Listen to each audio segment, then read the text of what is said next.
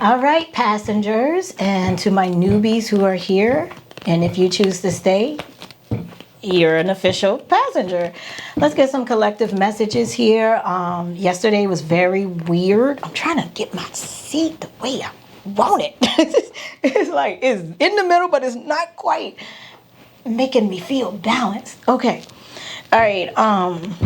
So yeah, let's just see what's going on here because it's been some very, very interesting demonic spirits lurking around, possibly in your dreams, possibly in that middle state where you wake up and you can't breathe and you're hollering for help and no one can hear you because you're medically they call it sleep paralysis, but you are halfway in your body, halfway not, or you woke up, consciously you woke up before your spirit could get back into your body. I don't feel that anybody is defeated by these demonic spirits. I feel like well, first of all, I don't suggest no one get into these types of things until you always put yourself first and always choose to learn, because then you'll open up some doors and you'll freak out and everything will look and seem evil if you have not properly evolved yourself into this, like through cleansing, fasting or whatever process that God takes you on for it. Once you decide and choose that it is something that you do want to awaken to, the wise ones would tell you it's called opening up doors, right? So, but what I'm saying here is that it could be a great teacher to you. There's nothing to fear with it if you are very self-aware. And if you choose to be very self-aware, even if you don't understand, but you know that you have support and resources to go to then figure out what's going on, okay? For an example, with me, when those sorts of energies come in to try to impose on me or to try to pull me back into darkness, they know that I'm very close to my loved ones. They know I pay attention to my loved ones the most, so they will come. Like that energy will come through the loved ones. But before anything bad could happen, they always reveal themselves. They usually end up shape shifting into the reptilians or whatever the case. And for me, I have to explain mine another day because I don't want to hold y'all too long. I just want to explore the energy and get y'all the messages that y'all need for it. It doesn't feel like it's going to be long and lengthy, but I could be wrong because of the amount of cards that came out, so I don't know. Welcome to my newbies. Hello to my oldies. My name is Diamond, and you are watching Pretty Blind Eyes. The readings held on this channel are for entertainment purposes only. The discussions held on this channel should not be taken as literal advice. Oh. Literal advice. What am I? I am legally blind, so I do read Braille on my cards to decipher what they are, but I'm an overall intuitive reader. In the description box below, you can find several ways to interact with me. That's why I got that. Okay. One of which is the availability to book private readings. That calendar is open. It's back to its original form too, guys, by the way. So I don't have any more screenings. So yeah, it's back to the way it used to be. I realize I have subscribers that are just you guys are so independent. That's what I'm catching on to. I think I got it. For what I have in store for you guys, like even at the school, I think I figured you out. I think, and it's a relationship. We've been having a 6-year relationship. So, I had to figure it out. You got to try stuff to figure it out. You guys are very independent. You guys are the type that get the information and then go off and, do your own thing. And then if you just need help, you just raise your hand and stuff like that. You guys are very, very, very good at finding your own uniqueness within all of this. And I love that because I'm the same way. So yeah. So the courses, yeah, they're going to be very, at your own pace, in your own privacy. You guys are very, very discreet, but not from fear. I can read y'all a little bit. I'm gonna do a little reading on y'all one day, tell y'all a little bit about your spiritual profiles as a collective. But for now, what we need to do is refer back to yesterday's collective reading with the devil part that came out there. And then today, what I will say is what you're not going to want to do is open up portals for a few days. What that means is so if you have one that's sitting and open, just close it. And don't do anything to open up any of them for now. The most you want to do is just cleanse. They are very attracted to candles, and they're very attracted to oh, they just said lightning bugs. No. But not plug-it-ins, night lights. I mean, that's if you don't want to. Now, if you want to be brave and you want to see them and talk to them. And I mean, I don't advise it, but I'm saying that because you guys are safe. But what happened here and what I caught on to is back when Diddy got the raid is how I was able to see the switch. I pay attention to Hollywood a lot to see the switches that be going on. So what y'all know, to my day ones, how I told y'all, like when they catch on and we've caught on or something, they switch it up. That's what this is. That's why I always tell y'all, like, don't be so vocal all the time about everything, because all they're gonna do if they feel like too many people know is they change the name of things so it won't hold that much power. And they'd be the ones that have like the more dominant access to it, and they also will just switch something up that's relative and will still serve the same purpose. So basically, because readers since 2020 have been talking about the veil thinning for Scorpio season, blah blah blah blah, they know, a lot of people know that now. So guess where it is now? Pisces season. And it's inverted basically, because what Scorpio season takes you into the winter solstice, and then here you have Pisces season that's shifting into the spring equinox, right? So y'all see like how it's polarized in that way. Well, you know the summer and winter solstice, like to me that gives like more of a linear thing. Even though like in the summer it's bright and light, and winter is more dark, but still the polar opposite of a solstice would be an equinox, but the equinox in a polarized way would be the opposite of it, would be to the winter winter solstice versus the spring equinox. Y'all see what they're doing. So now they're walking in all of the flowers blooming and all that kind of stuff, whereas usually they would like correspond and correlate more with the leaves falling off the ground and everything shedding. So what I saw that they did with this during this Pisces season is, a lot of energy harvesting, just like they do when the veil is thin during Scorpio season. But people are more caught off guard during the winter solstice, because you have all these holidays that's like more worldwide, like Christmas. Like there's a lot of people just that's just not in the United States that celebrate it, and they harvest that energy on a global level, because everybody is kind of like in sync with all the things that they're doing, singing the Christmas carols, whatever you do that's traditional to you, or that they programmed us to believe, to then harvest the energy. But now with this one, what they did was they input it, and like during the summer, it's going to be a lot of launching energy, a lot of surges that's going to happen. So a lot of things are going to feel haywire and less under their control, as y'all can see with this. So I don't know, maybe the moms will start getting exposed in the summer from the Hollywood reading I did on Monday. But the way it works is that it's more of a launching off, versus when they used to do things in Scorpio season, they would just shed their sins and play games with us, or, even take lives, things like that, to then take that energy and then infuse with that, and utilize it. But now they're having to orchestrate within the Pisces season.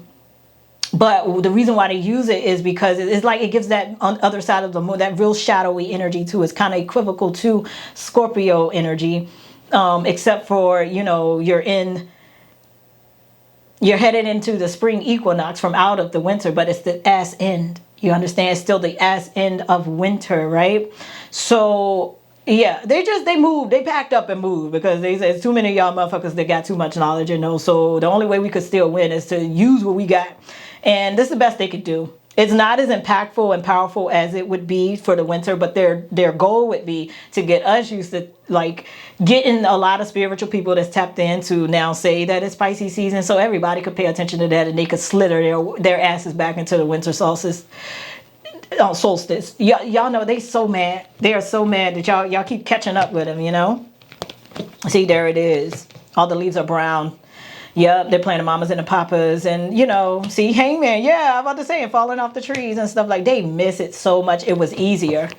It was so much easier for them to do work during the thin veils, because they could do more initiations.